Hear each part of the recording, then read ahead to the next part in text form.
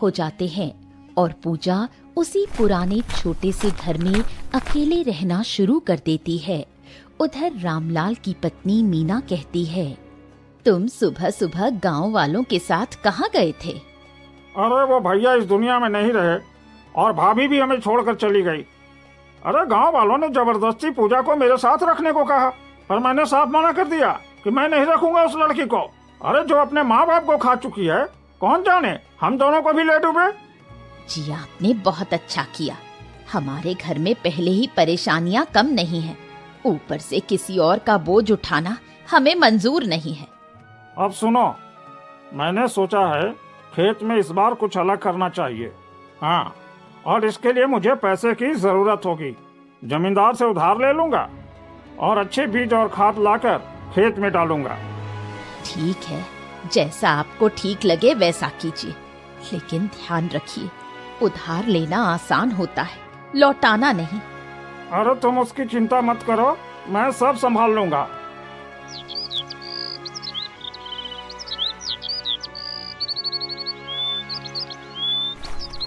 रामलाल अगले दिन जमींदार के घर जाता है।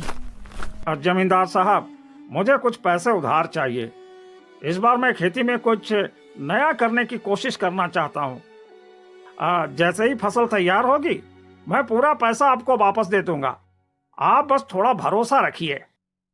देख रामलाल, मेरा ब्याज तुझे मालूम है, मैं 3 रुपए से कम ब्याज नहीं लेता, और अगर तुझे मंजूर है तो पैसे ले जा, वरना मुझसे कोई उम्मीद मत रखना। हाँ ठीक है सेठ जी, मुझे मंजूर है। आप बस पैसे दे दीजिए, इस बार मैं मेहनत से एक एक पैसा चुकाऊंगा। हाँ। जमींदार पैसे देता है और रामलाल बाजार से सबसे अच्छा बीज और खाद लेकर खेत में मेहनत से लगा देता है। दिन रात खेत में पसीना बहाता है। देखते ही देखते 5 महीने बीत जाते हैं। मीना, ईश्वर की कृपा से इस बार फसल बहुत अच्छी हो गई है। देखना, इस बार हम पूरे गांव में सबसे अमीर बन जाएंगे। बस कुछ ही दिनों में फसल कटने वाली है, फिर बहुत सारे पैसे होंगे। आपने इतनी मेहनत की है जी, भगवान ने देखा है और वो आपको जरूर फल देंगे। उसी रात अचानक आसमान काला पड़ने लगता है, तेज बारिश शुरू हो जाती है। अरे देखिए जी, बाहर तो बहुत तेज बारिश हो रही है, हवा भी बहुत जोर की चल रही है। लगता है कोई तूफान आ गया है। अरे नहीं, ऐसा नहीं होना चाहिए, नहीं तो मेरी सारी मेहनत बर्बाद हो जाएगी। बारिश पूरी रात होती है। सुबह होते ही रामलाल खेतों की तरफ निकलता है। अरे अब देखना है इस तूफान ने किसके खेत बर्बाद कर दिए हैं और किसका बच गया है। भगवान से दुआ है कि सब ठीक हो। फिर रामलाल जैसे ही खेत में जाता है तो देखता है उसकी सारी फसल खराब हो चुकी है। फिर वो उदास मन लेकर अपने घर आता है और मीना से कहता है, अरे मीना, मैं तो बर्बाद हो गया। सारी फसल इस तूफान और बारिश में खराब हो गए और पानी में गल गए। अब हम क्या करेंगे? जमींदार अब पैसे के लिए आएगा। मैं बर्बाद हो गया हूँ, बर्बाद हो गया। तभी जमींदार आ जाता है। अरे ओ रामलाल, कब से इंतजार कर रहा हूँ तेरे पैसे का, और अब तो हद हो गई। 1-2 दिन की बात होती तो समझ में आता, लेकिन अब तो महीने बीत गए और तेरा कोई अता ही पता नहीं। आज भी आया हूँ तो खाली हाथ तो मैं जाऊंगा नहीं। सेठ जी, मेरी बात सुनिए। बारिश ने सब बर्बाद कर दिया, खेत में कुछ भी नहीं बचा। मैं चाह कर भी आपके पैसे नहीं लौटा पाया, लेकिन मैं भागा नहीं हूँ, मैं यही हूँ और मैं वादा करता हूँ कि आपके सारे पैसे लौटा दूंगा। थोड़ा वक्त दे दीजिए। अबे रामलाल, बकवास मत कर। मैंने पहले ही कहा था मुझे टाइम पर पैसे चाहिए। अब तू चाहे मरे या जिए, उससे मुझे कोई फर्क नहीं पड़ता। अब तू चाहे मरे या जिए, उससे मुझे कोई फर्क नहीं पड़ता। अगर पैसे नहीं है तो मेरी जमीन लौटा दे, या कुछ ऐसा कर जिससे मेरा नुकसान पूरा हो, समझे? और सेठ जी, सिर्फ 6 महीने दे दीजिए, मैं अपने खेत को फिर से तैयार करूंगा। और इस बार जो होगा सब आपको चुकता कर दूंगा। मैं हाथ जोड़ता हूँ सेठ जी, मेरी मजबूरी समझिए। ठीक है, 6 महीने और देता हूँ, लेकिन कान खोलकर सुन ले, उसके बाद एक भी दिन नहीं मिलेगा। उसके बाद अगर पैसे नहीं दिया तो तेरा घर खेत सब नीलाम कर दूंगा। सेठ चला जाता है। मीना, देखो हालात कैसे हो गए, और सेठ ने साफ कह दिया है अगर 6 महीने में पैसा नहीं दिया तो सब कुछ छीन लेगा। अब कुछ करना होगा वरना हम सड़क पर आ जाएंगे। क्या करेंगे जी, भगवान भी तो हमारा साथ नहीं दे रहे। सब कुछ खत्म हो गया, अब कोई रास्ता नहीं दिख रहा। एक बात सोच रहा हूँ मीना, क्यों ना पूजा को अपने घर बुला लूं। अब तो सबको यकीन हो गया है कि मैं बदल गया हूँ। अगर मैं उसे अपना कर उसे प्यार देने की बात करूँ तो वो मना नहीं करेगी, और जब वो मेरे घर आ जाएगी तो मैं उसके नाम की सारी जमीन अपने नाम करवा लूंगा और उस जमीन पर भी खेती करके सारा कर्ज उतार दूंगा। आप जैसा ठीक समझे वैसा कीजिए। वैसे भी वो लड़की अकेली है, और अगर हमें उससे फायदा हो सकता है तो फिर देर किस बात की। रामलाल अगले दिन पूजा के पास जाता है। बेटी पूजा, मेरी गलती माफ कर दे बेटा। उस वक्त मैं हालात से घिरा हुआ था, मेरी सोचने समझने की ताकत खत्म हो गई थी। अरे मैं समझ नहीं पाया कि मैंने तुम्हें कितना दुख दिया, लेकिन अब मेरा दिल बदल गया है बेटा।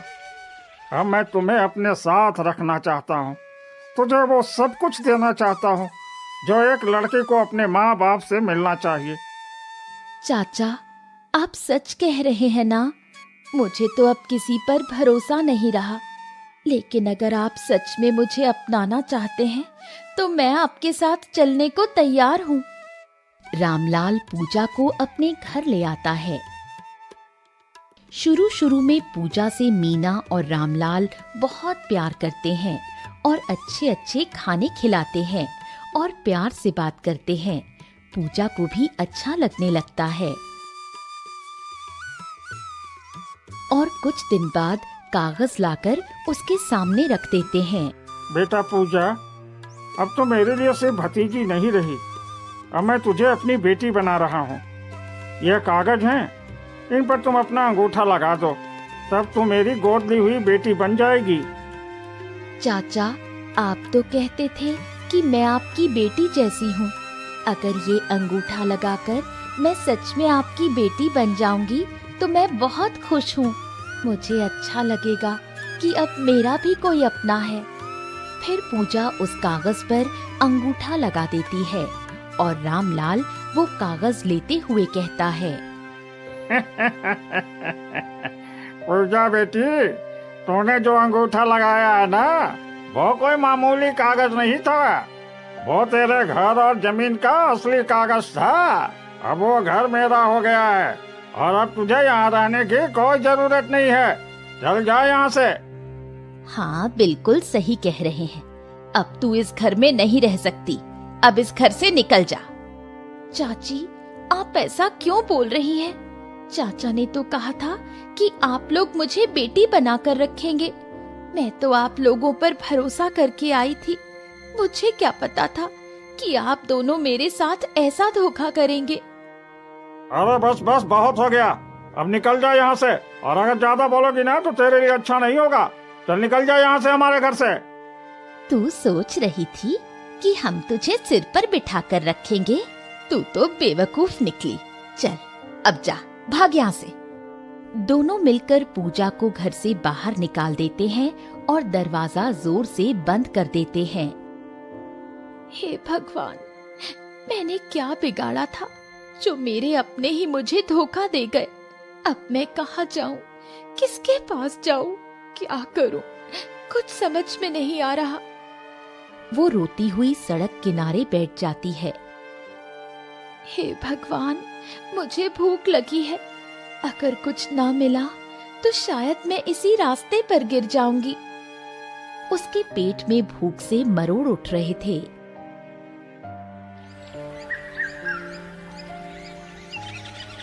वो एक छोटे से घर के पास जाती है और दरवाजा खटखटाती है। एक बूढ़ी औरत दरवाजा खोलती है। मुझे बहुत भूख लगी है, 2 दिन से कुछ नहीं खाया। अगर आपके पास कुछ भी हो तो दे दीजिए। बेटी, मेरे पास तो कुछ ज्यादा नहीं है, बस एक रोटी बची है। अगर तू चाहे तो वही ला देती हूँ। हाँ दादी, वही दे दीजिए। बूढ़ी औरत रोटी लाकर देती है। पूजा उसे फटाफट खा जाती है। फिर वहां से उठकर एक पेड़ के नीचे बैठ जाती है और अपने आप से बातें करने लगती है। रोने से कुछ नहीं होगा। अगर मुझे जीना है तो काम करना होगा, मेहनत करनी होगी। अब मैं किसी पर बोझ नहीं बनूंगी।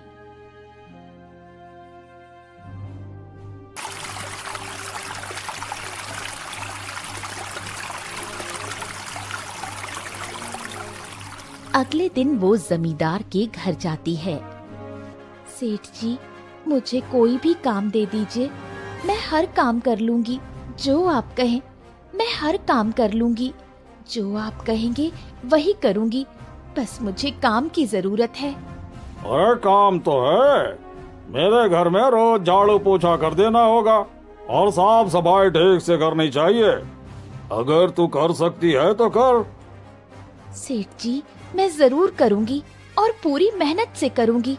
बस मुझे एक मौका दीजिए। पूजा काम करने लगती है और कुछ दिन में मिले पैसों से लकड़ियों के सहारे एक छोटी सी झोपड़ी बना लेती है और वहीं रहने लगती है। अब यही मेरी दुनिया है, मैं यहाँ से फिर से शुरुआत करूंगी। उधर रामलाल अपने खेतों में फिर से मेहनत करता है। अरे मीना, देखना इस बार हमारी फसल जरूर लहलहाएगी। अब ईश्वर ने चाहा तो हम फिर से अमीर हो जाएंगे और जमींदार का सारा कर्ज चुका देंगे। हाँ जी, अब की बार तो खेत अच्छे लग रहे हैं। भगवान करे ये मेहनत रंग लाए। लेकिन एक रात खेतों में जंगली जानवर घुस जाते हैं और सारी फसल बर्बाद कर देते हैं।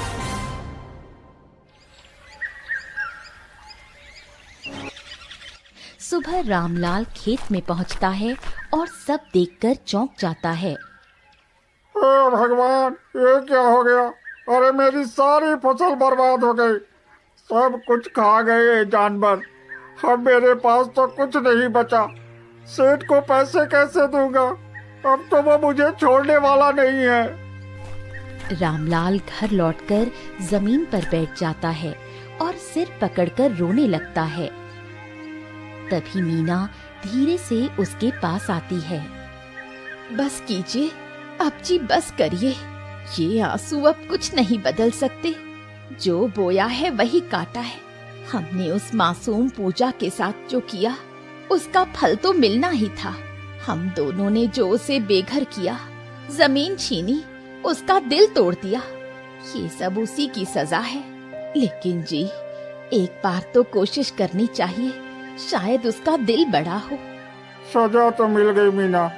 अब तो ऐसा लगता है कि हम माफी के लायक भी नहीं रहे।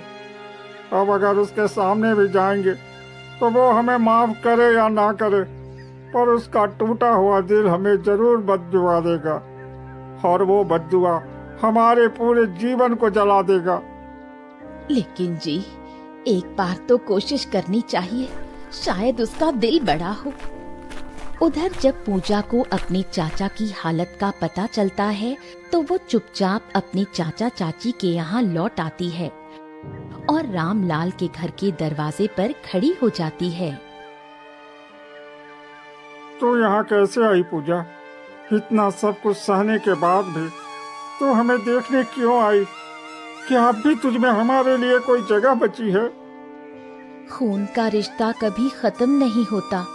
आप लोगों ने जो किया वो गलत था, पर उसकी सजा आपको मिल चुकी है और उसके बाद सजा देने वाली मैं कौन होती हूँ?